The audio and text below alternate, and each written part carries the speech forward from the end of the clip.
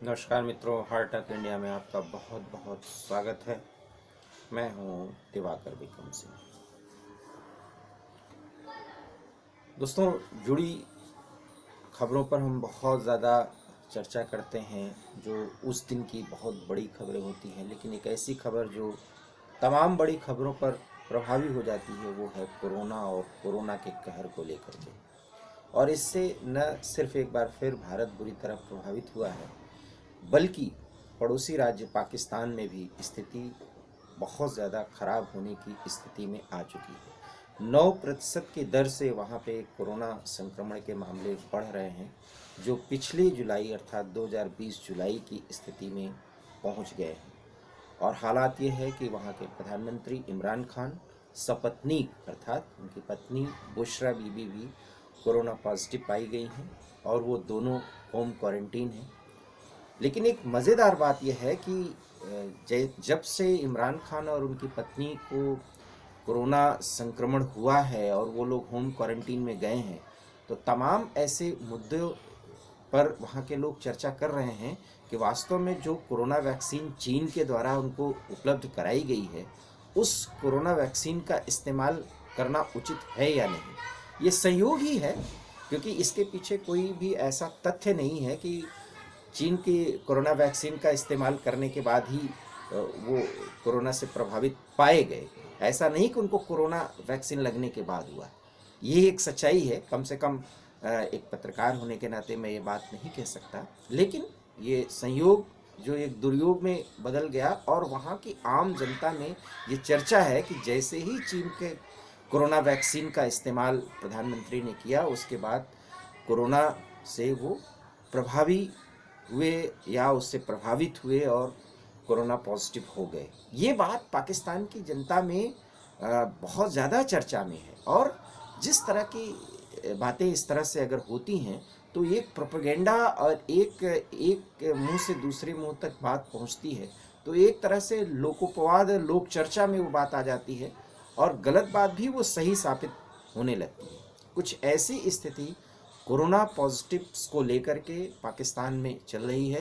कि चीन के बने कोरोना वैक्सीन्स जो हैं वो प्रभावी नहीं हैं, और उसके लगने के बाद या उस टीके के लेने के बाद साइड इफ़ेक्ट के रूप में ऐसी स्थिति भी बन सकती है कि कोरोना का संक्रमण हो सकता है। ये बात पाकिस्तान की जनता अब खुले तौर पर कह रही है, और ये मैं नहीं कह रहा हूँ, ये डॉन की एक रिपोर्ट के मुताबिक, जो आप जा कर के देख सकते हैं, कि ये चर्चा वहाँ पर चल रही है। इस तरह की चर्चाएं इसलिए ही होती हैं कि उस देश में या उस समाज में, उस जगह पर या उस स्थान विशेष पर जो लोग भी रह रहे हैं, जो उस बीमारी से प्रभावित हो रहे हैं, वो पूरी तरह से प्रशिक्षित नहीं है, जानकार नहीं है। इसलिए कोई ऐसी बात वो एक उसको आप कह सकते हैं उदाहरण के तौर पर पेश कर सकते हैं। और ये संयोग भी है क्योंकि प्रधानमंत्री का कोरोना पॉजिटिव होना, उनकी पत्नी का कोरोना पॉजिटिव होना, अब आप सहज अनुमान लगा सकते हैं कि इमरान खान कितनी मीटिंग्स लिए होंगे सैन्य अधिकारियों के साथ और वहाँ के तमाम मंत्रियों के साथ, बड़े अधिकारियों के साथ। हालांकि उन सब की टेस्टिंग की जा रही है, जो कि प्रधानमंत्री के जो स्वास्थ्य सलाहकार हैं उन्होंने बाकायदा इसकी जानकारी दी है ट्वीट करके। और सारे लोग अपना चेकअप करा रहे हैं, और अगर ज़रूरत पड़ रही है तो कुछ लोग होम क्वारंटीन भी कर रहे हैं अपने आप को। ये स्थिति सहज हो सकती है, भारत में भी इस तरह की स्थिति आई है। और भारत में तो अभी आप देख सकते हैं कि लोकसभा अध्यक्ष, आज ये खबर आई कि ओम बिरला जी भी जो है वो कोरोना प्रभावित हैं और एम्स में उनका बाकायदा इलाज चल रहा है, क्वारंटीन है वो, और स्थिति उनकी ठीक है। क्योंकि भारत में जागरूकता आप कह सकते हैं ज़्यादा है, लेकिन जिस तरीके से कोरोना की उपेक्षा हमने की है उसका खामियाजा हम भुगत रहे हैं और आगे भी भुगतेंगे। अभी आप देख सकते हैं कि बड़े बड़े जलसों में जिस तरह से लोग जा रहे हैं, और चुनावों का दौर चल ही रहा है 5 राज्यों में, और वो राज्य भी बुरी तरह, बंगाल को और असम को छोड़ दें तो बुरी तरह प्रभावित होने वाले हैं वो राज्य, और बंगाल और असम में भी स्थिति खराब होगी, ये तय मानिए। रही बात कि इस समय एक बहुत बड़ा जो आप कह सकते हैं धार्मिक उत्सव चल रहा है, वो महाकुंभ का, जो कि हरिद्वार में लगा हुआ है। और वहाँ पर जो वर्तमान मुख्यमंत्री हैं तीरथ सिंह रावत ने कुंभ में पूर्व मुख्यमंत्री ने जो बंदिशें लगाई थी उसमें ज़्यादातर उन्होंने छूट दे दी है। हम ये नहीं कहते कि कम से कम एक हिंदू होने के नाते कि कुंभ को लेकर के कोई बहुत ज़्यादा हाइप करने की ज़रूरत थी, लेकिन कोरोना को देखते हुए कम से कम कुछ सख्त पाबंदियों को जारी रहने देना चाहिए था। इसलिए वर्तमान मुख्यमंत्री ने उन सब में छूट दे करके कोई बहुत ज़्यादा लोकप्रियता हासिल करने के लिए राजनीतिक बस उन्होंने ये कदम उठाया है तो उसकी तारीफ नहीं की जा सकती, लेकिन जिस अंदाज में कोरोना का ये दूसरा लहर आगे बढ़ रहा है, मुझे ऐसा लगता है कि कुंभ के खत्म होने तक उत्तर प्रदेश और उत्तरांचल की स्थिति खराब होने वाली है, क्योंकि पूरे भारत से महाकुंभ में लोग जाते हैं, वहाँ पर स्नान करते हैं, तो स्नान के बाद की स्थिति जो है वो खतरनाक हो सकती है। जो मेरा अपना अनुमान है, मैं कोई डॉक्टर या चिकित्सक विशेषज्ञ के तौर पर मैं ये बात नहीं कह सकता, लेकिन अनुभव के आधार पर मैं कह सकता हूँ कि कोरोना पिछले मार्च से लेकर के जो आज तक कवरेज और मिलने जुलने से लोगों को से बातचीत करके डॉक्टरों से बातचीत के आधार पर और जो कोरोना जिस तरह से फैलता है उसको देखते हुए मैं कह सकता हूँ कि ये जो दूसरी लहर है इसका पीक बिल्कुल आप देख सकते हैं कि 25 या 26 मार्च से लेकर के मार्च एंड तक और मई के 1 या 2 सप्ताह तक इसका एक्सट्रीम भी हमको आपको देखने को मिलेगा। और वो तमाम पाबंदियां, वो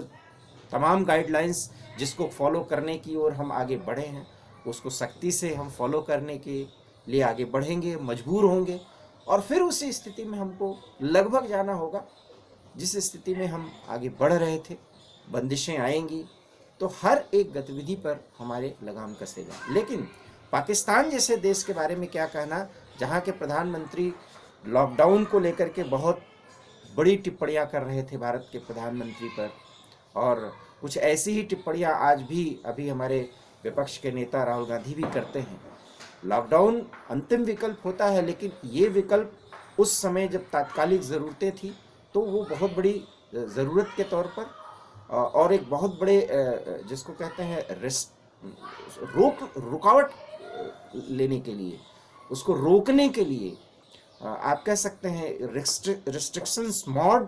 को पैदा करने के लिए वो बहुत ज़रूरी कदम होता है, एक बहुत अच्छा विकल्प माना जाता है। लेकिन उस विकल्प के तमाम नुकसान हैं जो आर्थिक और सामाजिक तौर पर हमें झेलने पड़ते हैं, और हमने झेला भी, न सिर्फ हमने बल्कि पूरी दुनिया ने। लेकिन पाकिस्तान में ये जो दूसरी लहर का कहर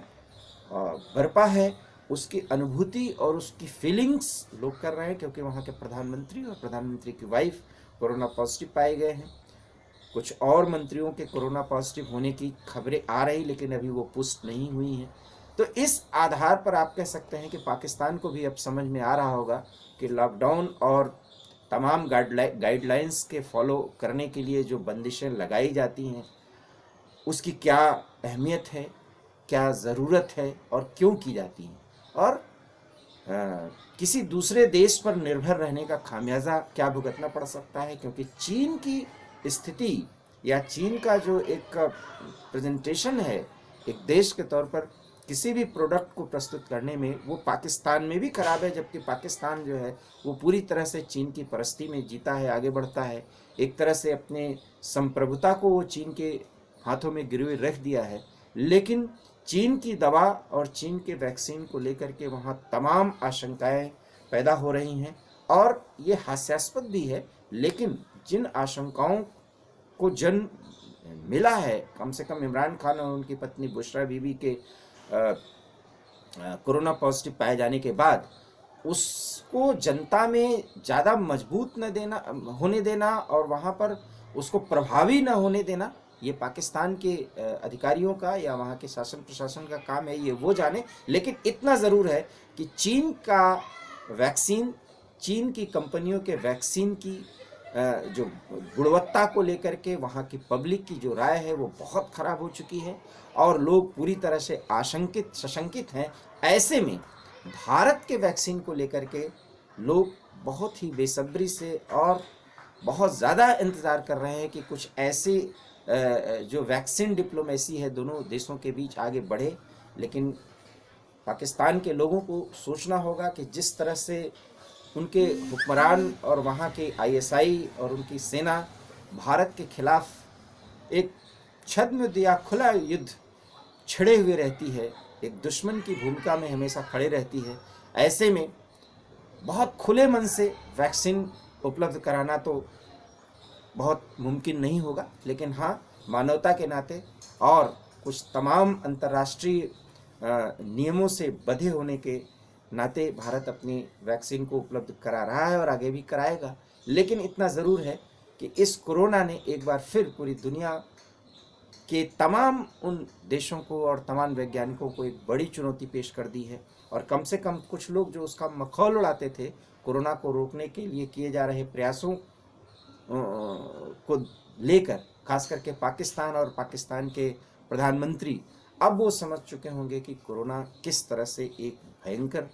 त्रासदी की तरह है। न सिर्फ एक बीमारी है, बल्कि ये मानव और मानवता के लिए एक बहुत बड़ी त्रासदी है, जिसको रोकने के लिए हमें किसी भी स्तर तक आगे जा कर के वो कदम उठाने ही चाहिए, जिससे ये महामारी पूरी तरह से रुक सके, खत्म हो सके। भारत में भी थोड़ी सी उदासीनता हमारे लिए मुश्किलें पैदा कर चुकी है और 86% से अधिक मामले देश के 6 राज्यों से आ रहे हैं। लेकिन यकीन मानिए, अप्रैल और मई का दूसरा सप्ताह तक जो स्थिति है वो ज़्यादा खतरनाक होने वाली है और ये खतरा बिल्कुल सामने आ चुका है। ऐसे में टेस्टिंग, ट्रेसिंग और क्वारंटीन करने का जो हमने तौर तरीका है, जो हमने डेवलप किया है अपने एक मेडिकल इंफ्रास्ट्रक्चर के रूप में, उसमें ज़्यादा तेज़ी लाने की ज़रूरत है। और साथ ही साथ हमें खुद भी चौकस रहने की ज़रूरत है। कोरोना वॉरियर बनने की एक बार फिर ज़रूरत आन पड़ी है, जिसे हमें समझना होगा। अन्यथा एक बार फिर हम वैक्सीन और वैक्सीनेशन को लेकर के उन तमाम आशंकाओं में जा सकते हैं जिस आशंका के दौर से अब पाकिस्तान गुजर रहा है। और वहाँ पर वैसे भी उनका कोई अपना वैक्सीनेशन का प्रोग्राम है नहीं। चीन जो उपलब्ध करा रहा है उसी वैक्सीनेशन पर वहाँ की पब्लिक है, वहाँ के आवाम है, और वहाँ के प्रधानमंत्री भी मजबूर थे उस वैक्सीनेशन के लिए, और वही वैक्सीनेशन उन्होंने कराया। उसके बाद वो कोरोना पॉजिटिव पाए गए। ये फिर मैं स्पष्ट कर देना चाहता हूँ कि इसका ये मतलब नहीं कि वो वैक्सीन लेने के बाद उनको कोरोना होगा, लेकिन पाकिस्तान में यही बात लोगों में चर्चा का विषय बन रही है और आम जनता इतनी समझदार नहीं होती। उसको यही लग रहा है कि ये चीन के वैक्सीन का कुप्रभाव है, अर्थात साइड इफ़ेक्ट है। इस कुप्रभाव और साइड इफ़ेक्ट के आशंकाओं के जो बादल पाकिस्तान में घिर रहे हैं, वो कितना वहाँ के लोगों को मुश्किलों में डाल सकते हैं, ये आने वाला समय बताएगा। लेकिन भारत को अब और ज़्यादा चौकस रहने की ज़रूरत है, क्योंकि कम से कम पाकिस्तान के मुकाबले इस मामले में हम ज़्यादा एक तरह से आप कह सकते हैं जागरूक हैं, और ज़्यादा इंफ्रास्ट्रक्चरली हम लोग मजबूत हैं पाकिस्तान के मुकाबले। ऐसे में जिस कोरोना को हम लगभग हरा चुके थे, उसे एक बार फिर हराने के लिए हमें आगे आना होगा। लेकिन ये 1 से 1.5 महीने हमारे लिए बहुत मुश्किलों भरे होने जा रहे हैं, क्योंकि कोरोना का जो दौर चल रहा है संक्रमण का, वो बहुत तेज़ी से अपने पांव पसार रहा है, जिस पर नियंत्रण के लिए कम से कम हमें 1 महीने का समय लगेगा। ऐसा मेरा अपना अनुमान है। विशेषज्ञों की तो राय भिन्न भिन्न तरीके से 24 घंटे में समय समय पर आती रहती है। इस वीडियो में इतना ही। अगर आपको ये वीडियो पसंद आया तो प्लीज़ इसे लाइक करिए, इसे शेयर करिए, और हमारे YouTube channel heart of India को प्लीज़ सब्सक्राइब करिए, और Facebook page heart of India पर आप हमें फॉलो कर सकते हैं। बहुत बहुत धन्यवाद। नमस्कार।